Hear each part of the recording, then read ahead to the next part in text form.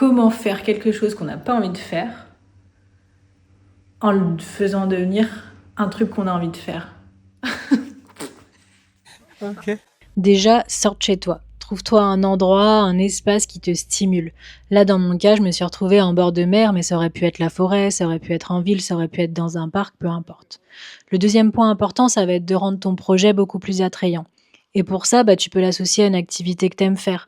Là, je me suis retrouvée à aller boire un café, mais ça aurait pu être un café-théâtre, ça aurait pu être une activité physique, ça aurait pu être n'importe. Il peut s'avérer aussi qu'à un moment donné, tu te rendes compte que ton projet, il est beaucoup trop gros. Et si c'est le cas, tu as une technique qui est géniale, c'est de le décomposer en petites étapes. Je sais pas si tu connais How do you eat an elephant? One bite at a time. Il y a un point aussi qui est à pas négliger, si t'es pas seul, c'est la communication. Parfois, le simple fait de le dire à voix haute, ça te redonne de l'énergie, ou alors l'autre personne, elle peut te donner des idées. Enfin voilà, c'est hyper important. Voilà, alors après, la seule chose à faire, c'est de se foutre un coup de pied au cul. Par exemple, là, j'ai envie de crier à la mer et j'ose pas le faire depuis tout à l'heure.